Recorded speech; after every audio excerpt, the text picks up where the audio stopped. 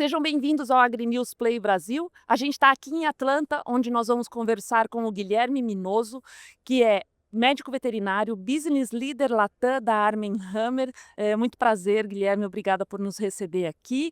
E a gente também vai conversar com outro médico veterinário, o Alex Zocchi, que é Business Leader US monogástrico também na Arm & Hammer. Obrigada por abrir a casa de vocês para nós. Muito obrigado, Priscila, e todo o grupo AgriNews por estar aqui também. Bem, na avicultura, o que derruba resultado nem sempre é um surto. A oscilação de resultado, um lote vai bem, o outro vai mal, mesmo com a mesma granja e a mesma formulação, isso acaba afetando os resultados. Guilherme, você fala muito em consistência na América Latina. O que mais explica essa oscilação hoje e onde o produtor mais perde dinheiro sem perceber? Bom, Priscila, o que mais chama a atenção de quem está envolvido no agronegócio, e principalmente na produção animal, é que constantemente somos desafiados, todo o setor é desafiado em sempre melhorar os resultados. Então, consistência, obviamente, é a palavra-chave.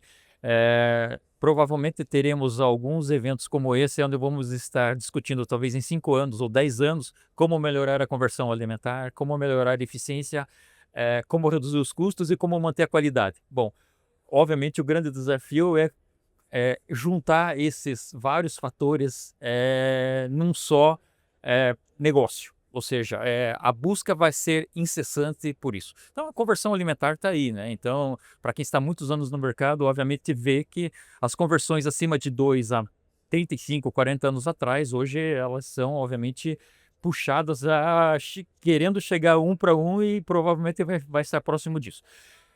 Então, a consistência ela é crucial. Os desafios sanitários eles são frequentes e, e, e esse negócio ele é muito exigente, né? Então, dando como exemplo os países sul-americanos que são cotados como exportadores e exportando para os mercados que têm alta demanda, o controle sanitário sempre será crucial. Alex, você tem muito conhecimento da realidade brasileira, né? Tem. E aí está já há quantos anos aqui nos Estados Unidos? Estou há 12 anos no mercado americano já.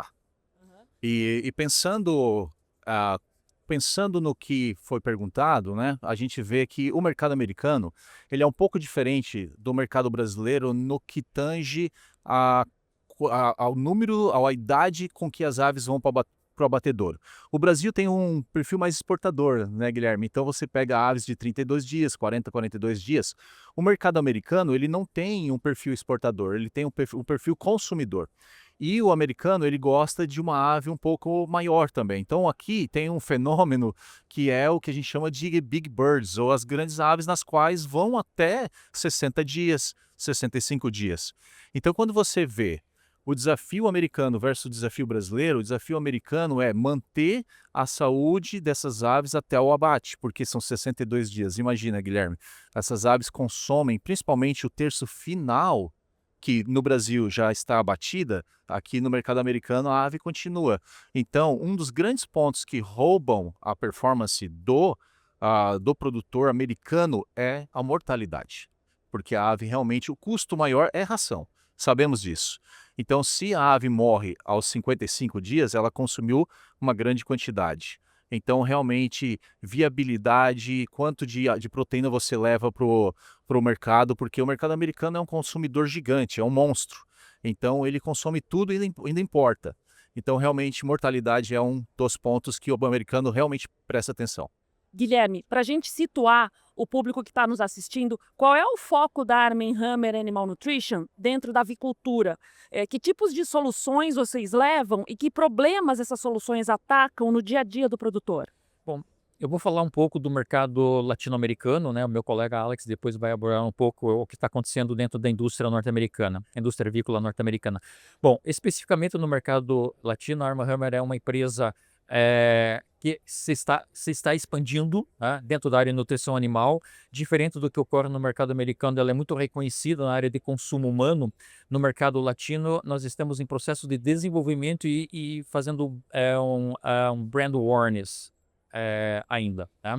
Bom, com a experiência na área avícola da Arm & Hammer, ela vem dos produtos inicialmente originados para a produção animal. Especificamente dentro do mercado avícola, muitos dos produtos que hoje eles são sucesso dentro da indústria, eles foram são produtos que foram adquiridos, são produtos que vieram de empresas que a Arm Hammer ao longo dos últimos anos adquiriu. Por exemplo, Celmanax, Certilos, que são produtos hoje em que existe um enfoque muito importante dentro da indústria de nutrição animal, são produtos que foram adquiridos. E aí que se concentra todos os esforços em termos de pesquisa, desenvolvimento e certamente são produtos de valor agregado que buscam diferenciar muito de produtos que ao longo do tempo se tornaram commodities dentro da produção animal. Alex, você aqui nos Estados Unidos, acho que poderia falar para a gente, do seu ponto de vista, o que coloca a Arm Hammer numa posição diferente para apoiar realidades tão distintas da América Latina? Não, realmente, quando nós observamos a diferença do mercado latino-americano para o mercado americano, a Arm Hammer ela é uma empresa consolidada com relação à marca dentro do mercado americano. Estima-se que uma família a cada 5 usa produtos Arm Hammer aqui inclusive eu sou um que uso muito produtos Arm Hammer dentro da minha casa. E essa tecnologia, a qualidade, a confiança que o mercado americano consumidor levou também para a saúde animal. Hoje, para vocês terem uma ideia, 20% de todo o consumo de produtos feed additives no mercado americano, 20% é de produtos, de um dos produtos que nós temos, principalmente o nosso Bacillus, que é o Certilos. Estima-se que 20% de market share dentro do mercado americano com esse produto. E uma coisa que leva a gente a ter esse market share é porque nós temos um laboratório em Wisconsin que traz isolados de cepas americanas e a gente consegue customizar esse bacilo, esse produto para o próprio cliente. Então isso traz muito mais eficácia do que uma cepa padrão. Então a gente customiza segundo o que a gente tem. Nós temos mais de 82 mil cepas. O que nós temos no laboratório, grandes universidades nos Estados Unidos não têm. Então a gente tem realmente uma estrutura para atender esse mercado. Então realmente confiança, o tempo já demonstrado dentro do mercado e market share e a experiência do nosso equipe técnica. A gente considerando que hoje em dia existem realidades muito diferentes, né, em regiões tão grandes, né, e essa necessidade de adequação é realmente você poder atender dessa maneira tão personalizada é fundamental. Vamos para o campo agora, onde o resultado está escorrendo hoje, né? Quais são os maiores desafios do produtor na América Latina hoje e o que é parecido ou diferente do que vocês veem aqui nos Estados Unidos? Existem desafios sanitários diferentes, pelo menos de maneira aberta, o que a gente pode acessar, mas certamente os desafios eles não são assim tão diferenciados, né? Como se diz, basta procurar que de repente acaba achando, né? Então isso aconteceu com muitas situações sanitárias no passado, né? Por exemplo, salmonela, que é obviamente talvez publicamente seja um dos maiores desafios em diversos países latino-americanos, até com cepas diferenciadas, né? Então hoje trabalhamos aí muito forte em desenvolver ou identificar quais são as cepas de salmonela, por exemplo, e que de fato um dos carros-chefes da nossa linha dentro do mercado latino-americano é a Celmanax. Então, Celmanax é um carboidrato refinado funcional que se diferencia de longe do que eram tradicionalmente as leveduras ou produto à base de leveduras, que no final das contas acabaram aí chegando no mesmo local e não tem a mesma eficiência, né? Então, essa funcionalidade, esse aspecto de estar trabalhando com moléculas muito mais específicas e atingindo determinados tipos de salmonelas, faz, obviamente, do Celmanax, que hoje é bastante comercializado, né, também é o nosso principal produto dentro da região, um sucesso dentro da produção avícola latino-americana. E estendendo o Celmanax no mercado americano também tem a sua importância. Como nós temos um corpo técnico bem estruturado, nós começamos a perceber que, observando a quantidade de aves que vai para o mercado americano por semana, nos últimos anos estava na casa de 200 milhões de aves alojadas por semana. Só que nos últimos 2 anos começou a redução por mortalidade embrionária, e isso dentro do incubatório e também nas matrizes. E aí começamos a investigar o porquê essa mortalidade, que agora no último ano foi na casa de 196 milhões de aves Então, há um gap entre o que era e o que é. E começamos a descobrir, através dos isolados de campo, que o Enterococcus é um dos grandes causadores de mortalidade embrionária. Com isso, nós começamos a desenvolver dentro do nosso grupo e nós descobrimos, através de pesquisa, que nós conseguimos isolar Enterococcus de campo e montamos e fizemos um produto que se chama o Enterocore, que é o Enterocore Program que nós estamos lançando aqui.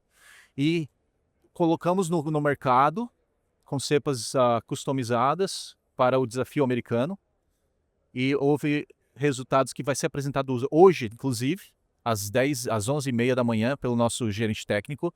Houve redução nas empresas nas quais nós colocamos esse produto, à base de Enterococcus, de 3% de redução de mortalidade, principalmente no ciclo do frango. Então você imagina, quando você tem 3, 4 ou de milhões de aves por empresa ou por complexo, por semana, isso é um volume grande. Estima-se que chega a 3 bilhões de dólares de perda de Enterococcus por Enterococcus. E não se fala muito nisso, porque Enterococcus é parte da flora, só que quando associado a manejo ou a qualidade sanitária dentro do incubatório, isso potencializa e causa muita mortalidade no frango também.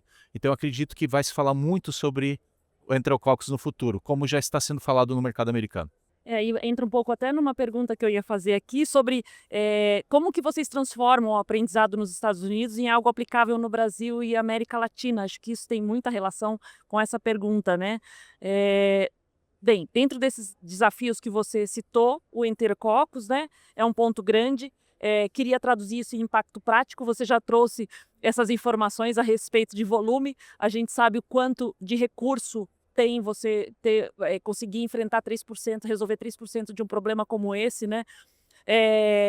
Vamos ver aqui. Qual é o primeiro sinal de alerta que uma equipe técnica deveria monitorar para não perceber tarde demais que o Enterococcus está presente na produção? Quando nós olhamos a questão do Enterococcus, muitos veterinários vão dizer, poxa, mas eu sei que tem Enterococcus na minha integração. Porém, quando você tem sinais de estresse ou gerenciamento de desinfecção, problemas de desinfecção ou fatores de estresse ou qualquer fator externo também, isso potencializa a patogenicidade do Enterococcus.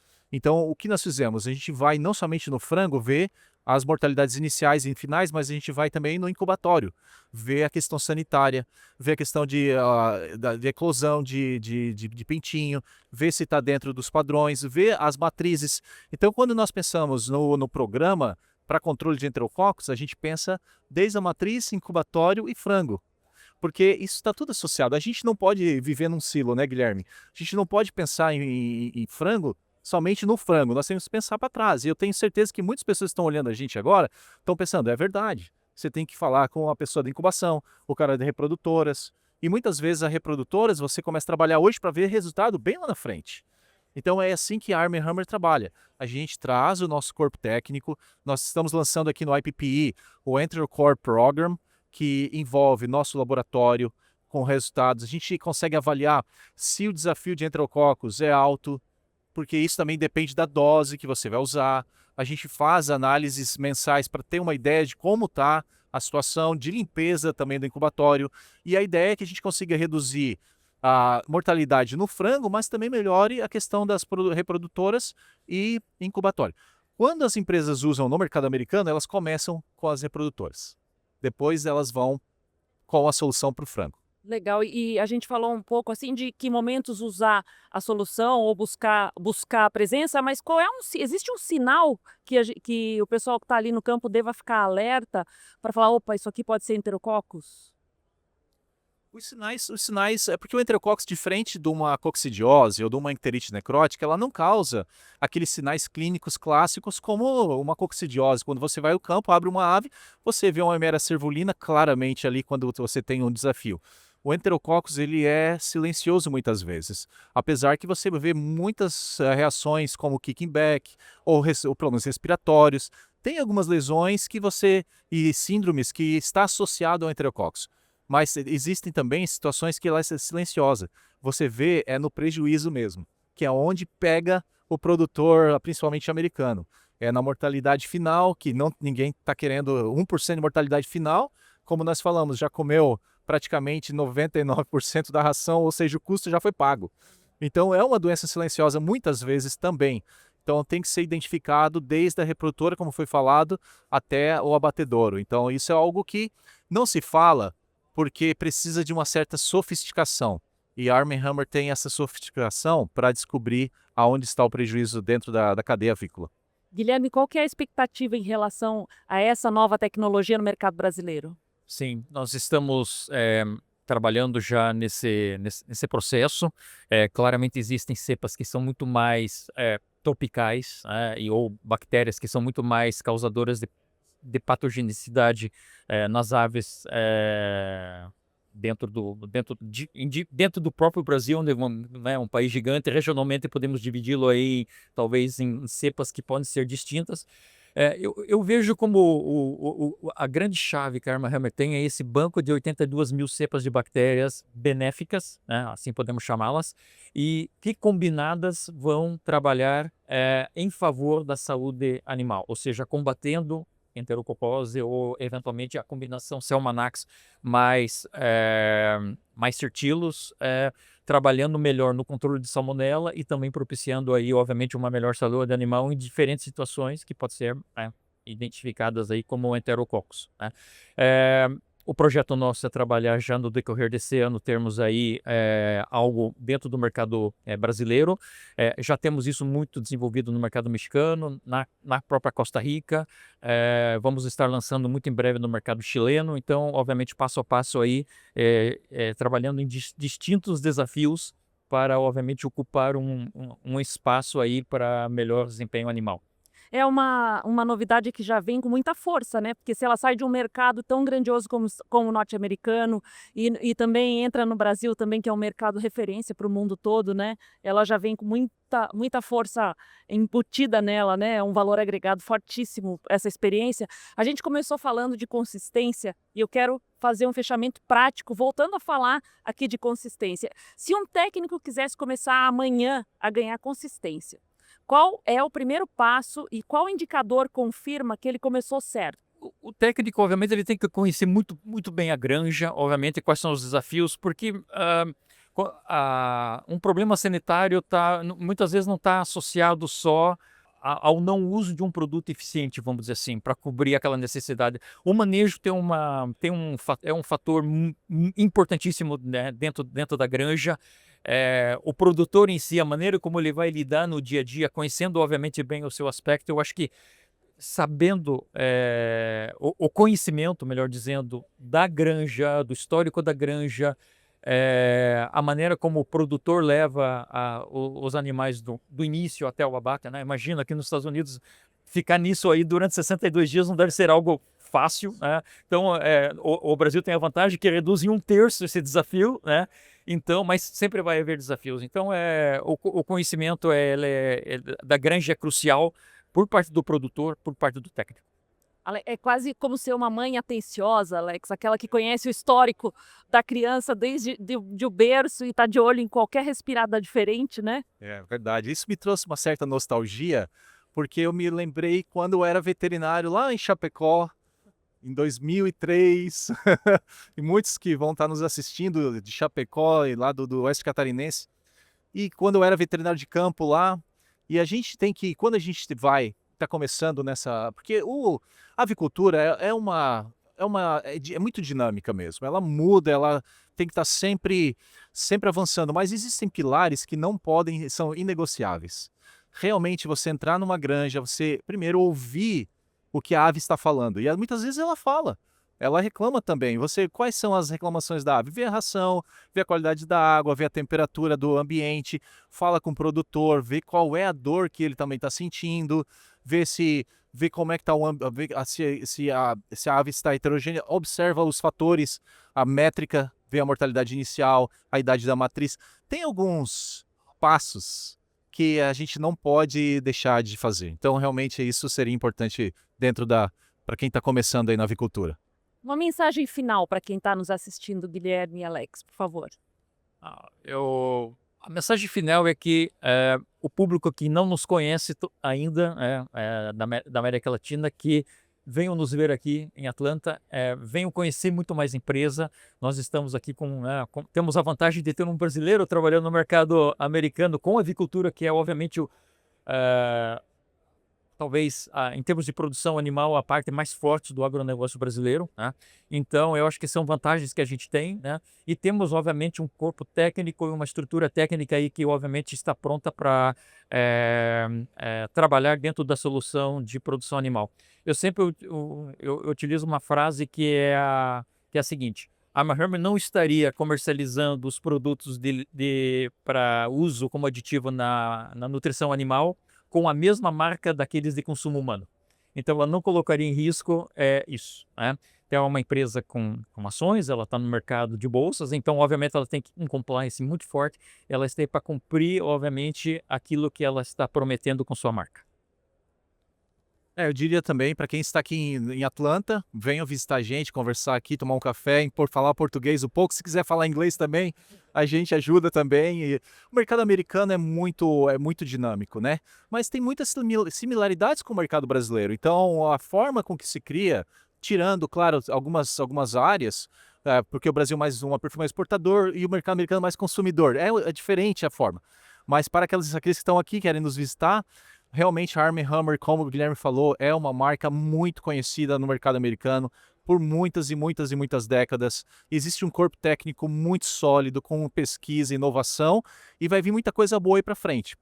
Vocês vão ouvir falar muito ainda de certos produtos e serviços que nós vamos lançar aí com relação ao EnteroCore e outros desafios que já estamos identificando e descobrindo através do nosso banco de dados aí do nosso laboratório. Alex, um prazer conhecê-lo pessoalmente. O Muito Guilherme obrigado. eu já conhecia. A gente esteve conversando ano passado aqui no IPPE, né? Então a gente já tem uma parceria com a Arm & Hammer e a gente acompanha os trabalhos, as publicações, os conteúdos. É uma empresa realmente muito séria. E você tocou num ponto que eu achei muito interessante, que quando vocês estavam falando da origem da saúde humana, eu considerei isso. Eu acho que é um referencial muito importante, né?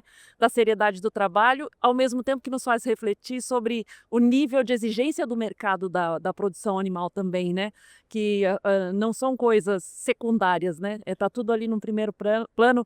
Parabéns pelo trabalho de vocês. Obrigada por nos receber aqui. Obrigado, Priscila. Nos vemos no próximo ano. Isso.